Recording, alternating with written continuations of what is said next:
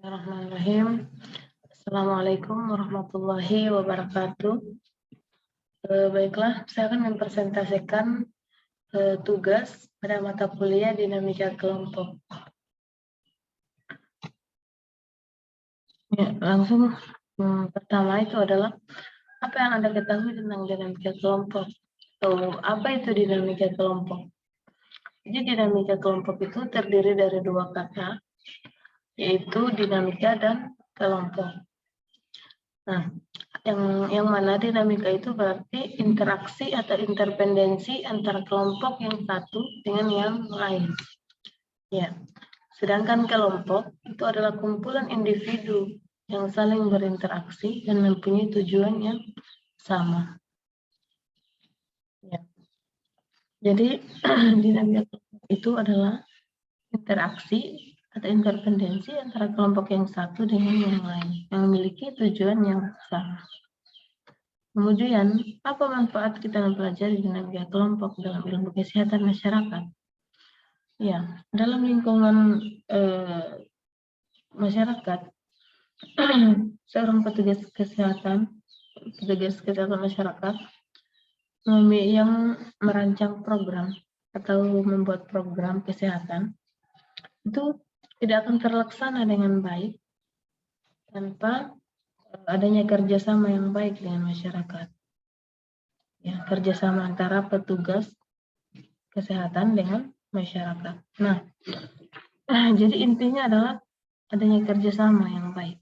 Nah, bagaimana caranya kita membuat kerjasama yang baik ini tadi? Nah, disinilah pentingnya kita mempelajari dinamika kelompok. Nah, karena dari dinamika kelompok ini itu dapat menyukseskan program yang telah kita rancang tadi. Nah, selain itu juga dinamika kelompok ini nantinya akan memunculkan unsur kepemimpinan, kemudian iklim kelompok, partisipasi dan interaksi yang baik dengan masyarakat, ya, antara petugas yang satu, antara petugas kesehatan dengan masyarakat, kemudian petugas kesehatan pelaksana program juga yang lainnya, seperti itu. Nah, dengan demikian, dinamika kelompok dalam kesehatan masyarakat itu sangat penting untuk menciptakan masyarakat yang dinamis.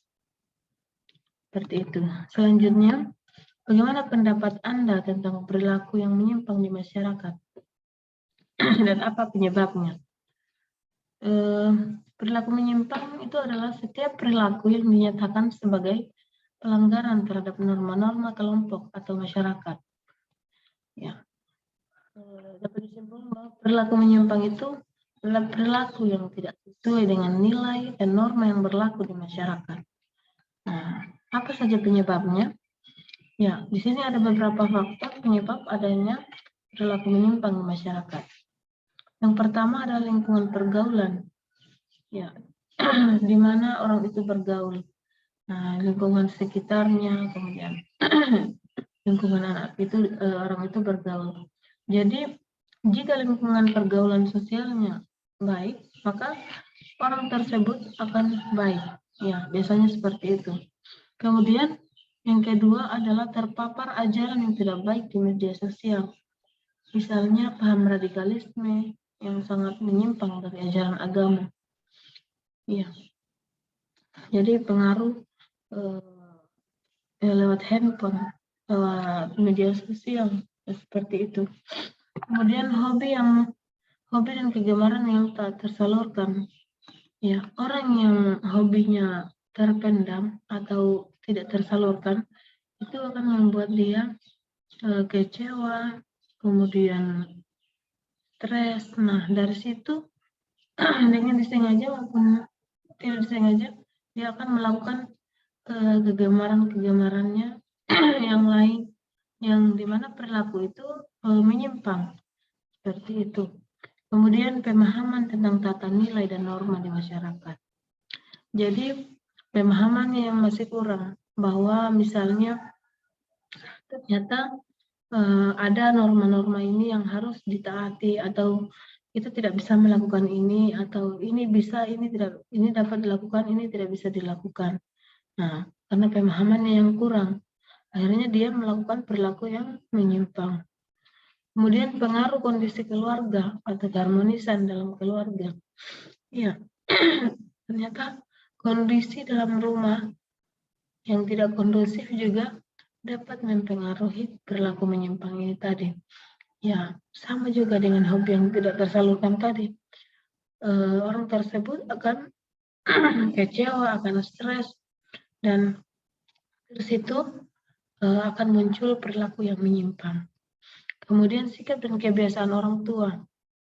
Ya, sikap dan kebiasaan orang tua itu sudah menjadi kebiasaan dalam lingkungan keluarganya.